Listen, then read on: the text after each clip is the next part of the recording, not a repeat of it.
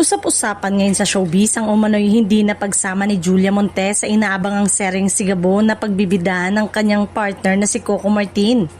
Marami ang nakapansin na sa mga bagong teaser at promotional materials ng proyekto ay tila wala na ang aktres.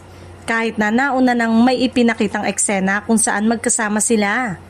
Lalong uminit ang issue matapos itong talakayin ni na Christopher Min at Romel Chica sa kanilang programang Christopher Minute.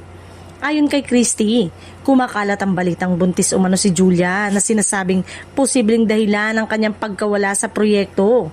Dagdag pa niya, kung may katotohanan man ito, mahihirapan na raw itong itago sa publiko.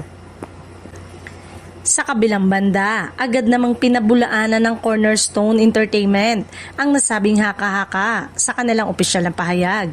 Iginiit nilang hindi po siya buntis at kinontrata ang kumakalat na chismis. Gayunpaman, kapansin-pansin na hindi nila direktang nilinaw kung tuluyan na nga bang hindi nakasama si Julia sa Sigabo o kung ano ang tunay na dahilan ng kanyang pagkawala sa proyekto.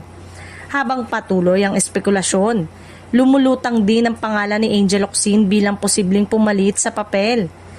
Subalit sa ngayon, wala pang opisyal na kumpirmasyon tungkol dito at may mga ulat din na hindi pa umano handa ang aktres sa isang full-time na pagbabalik sa telebisyon.